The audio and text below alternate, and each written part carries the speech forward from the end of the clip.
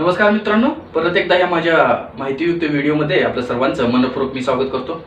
मी अनिल वाघ या यूट्यूबच्या माध्यमातून आपल्या सर्वांना फायनान्स विषयक, बँकेविषयक, आरबीआय विषयक, आरबीआयची धोरणं या सर्वांविषयक मी तुम्हाला वेळोवेळी मार्गदर्शन करत असतो. त्यांचे नवीन नवीन अपडेट्स मी तुमच्यापर्यंत घेऊन येत असतो. तर चॅनलवरती जर तुम्ही नवीन असाल तर चॅनलला जरूर सबस्क्राईब करा.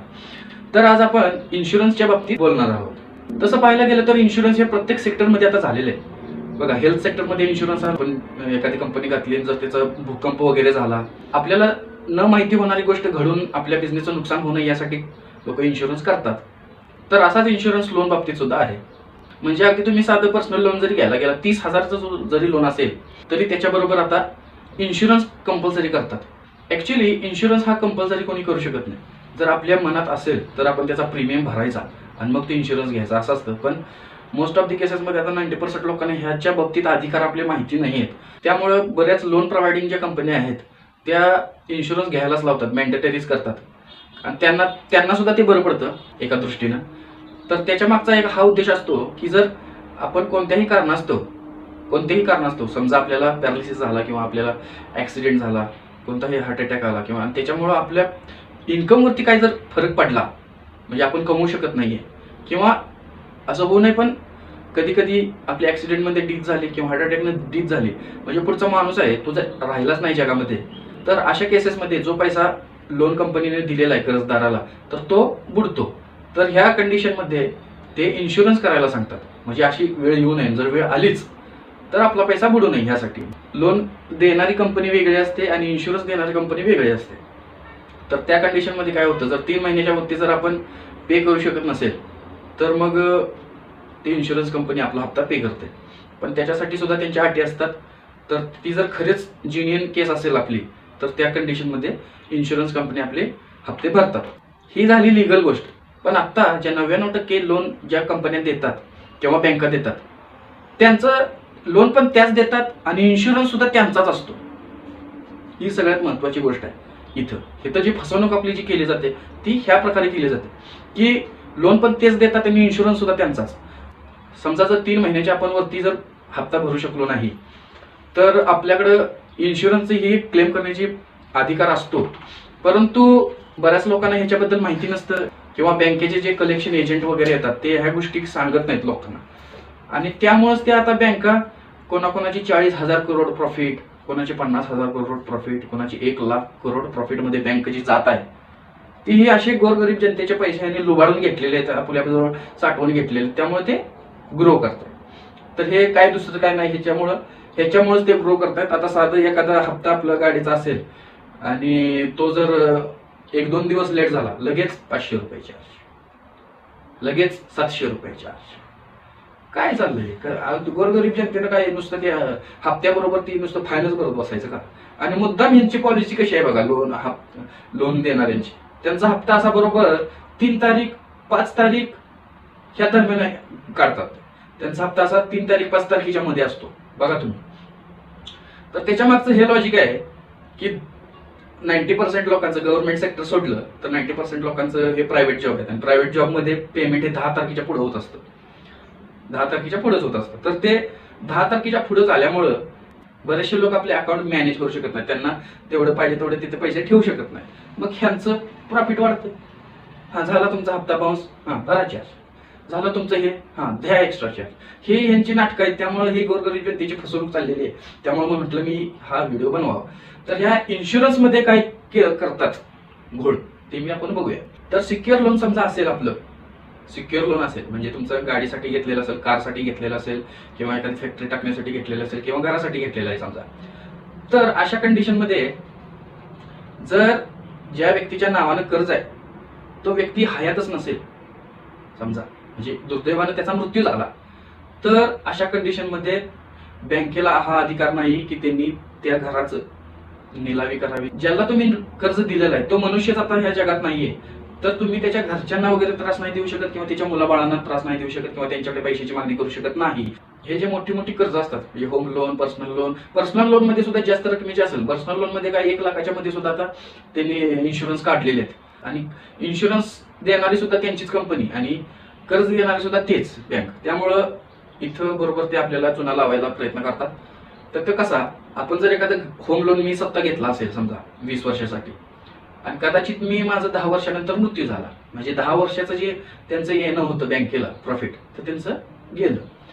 होम लोन फायनान्स करत असतानाच ते आपल्याला इन्शुरन्स हे कंपल्सरी करायलाच लावतात. म्हणजे दुर्दैवानं मी मागे सांगितल्याप्रमाणे इन्शुरन्सचा काय फायदा आहे. तर पण आता सध्याच्या कंडिशनमध्ये लोन देणारे सुद्धा तेच आणि इन्शुरन्सवाले सुद्धा तेच. त्यामुळं जर असं झालं तर बऱ्याच लोकांना ह्याची कल्पना नसते, त्यामुळे ते त्याचा फायदा घ्यायला बघतात. समजा एखाद्या माणसाला माहिती सुद्धा आहे की हा इन्शुरन्स आपण काढलेला आहे, तर बरेचसे लोक जे कर्ज काढताना आपण जे डॉक्युमेंट, ते इन्शुरन्स पॉलिसी नंबर वगैरे जो असतो तो लक्षात राहत नाही, कुठं लिहून ठेवत नाही, त्यामुळे त्यांना परत क्लेम करताना प्रॉब्लेम येतो.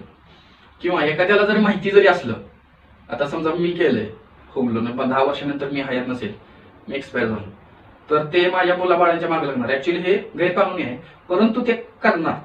मग समजा माझ्या मुलाला समजलं की मी इन्शुरन्स काढला होता आणि तो घेऊन गेला बँक मॅनेजरच्या जवळ. बँक मॅनेजरला म्हणाला समजा की आमच्या वडिलांनी इन्शुरन्स केलेला आहे, त्यामुळे बाकीचे पैसे काय भरू शकत नाही किंवा तसा ते लिगली नाहीये, तर ते लगेच मग टाईप करणार, कारण तुमच्याकडे ते म्हणणार इन्शुरन्स आहे का कागद नाहीये. तर मोस्ट ऑफ द केसेसमध्ये ते इन्शुरन्सचा कागद देत नाहीत आपल्याला. पॉलिसी फक्त सांगतात पॉलिसी नंबर, परंतु इन्शुरन्सचा कागद देत नाही. मग त्या केसमध्ये काय होतं, जर आपण आपले रिलेटिव्ह बँकेमध्ये गेले तर ते बरोबर मग ते पॉलिसी नंबर टाकतात, ते काय त्यांच्याकडे प्रिंटर वगैरे सगळं सेट. मग तुझ्या वडिलाच्या नावावर नव्हता इन्शुरन्स, तुझ्या मम्मीच्या नावावर होता. म्हणजे आता मम्मी हयात आहे, म्हणजे तुम्हाला आता हप्ते भरावं लागेल. मग अशा वेळेला ते बरोबर आपली फसवणूक करतात. समजा लोन मी घेतोय 20 वर्षासाठी, मग इन्शुरन्स सुद्धा माझ्याच नाव पाहिजे ना. मी एक्सपायर झाल्यानंतर तुम्ही असं सांगणार का तुमच्या नावावर नव्हता, तुमच्या आईच्या नावावर होता? हे चुकीचं आहे आणि हे गोरगरीब जनतेची फसवणूक करतात. त्यामुळे हे एवढे मोठे झालेले आहेत, गळ्याखाली एवढं मास वाटलेला आहे यांच्या. अशा वेळी कंझ्युमर कोर्टामध्ये त्यांच्याविषयी तुम्ही तक्रार करू शकता आणि न्याय मागू शकता. परंतु मोस्ट ऑफ दी केसेसमध्ये लोकांना माहितीच नाहीये की इन्शुरन्स काय असतं, ते तिथपर्यंत जात नाही. जरी गेले तरी अशा पद्धतीने सांगितल्यामुळे ते गप घरी येतात, पैसे भरतात. हे नाही जर केलं तर आणखी एक ते काय करतात, जर दुसरी इन्शुरन्स कंपनी असेल, समजा मला ऍक्सिस बँकेनं लोन दिलं आणि माझ्या लोनचं इन्शुरन्स दुसऱ्या कंपनीचं असेल, तर त्यावेळेस ते काय करतात, त्यावेळेस ती लबाडी अशी करतात की तुम्हाला म्हणणार हा तुमचं डीथ सर्टिफिकेट घेऊन या तुमच्या वडिलांचं.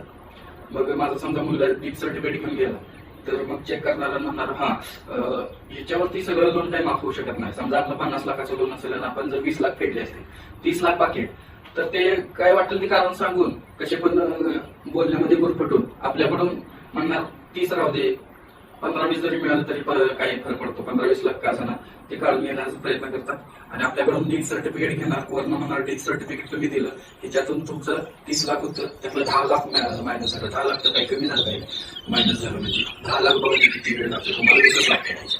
मग आपण पण खुश होतो म्हणजे डीथ सर्टिफिकेट जे आपल्याला ते ठेवून घेतात, आपल्याला घालवतात, परत इन्शुरन्स कंपनीला आणि परत ते क्लेम करणार हा की असा माणूस एक्सपायर झालेला आहे आणि त्याची तिथून पुढची जी हप्ते आहेत ते तुम्हाला भरावं लागते.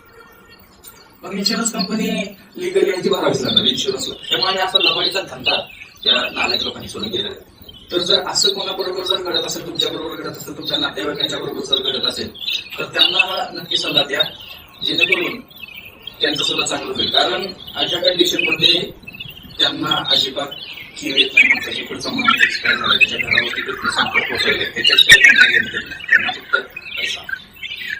त्यामुळे तुम्ही जर अशा संकटांना सामोरे जात असाल तर हे जे आपले अधिकारी ते वापरायला विसरू नका. इन्शुरन्स आहे, इन्शुरन्स चांगलाच आहे, परंतु जर त्याचा गैरवापर सुद्धा ते इन्शुरन्स देणार जर कंपनी इन्शुरन्स देणार तेच असतील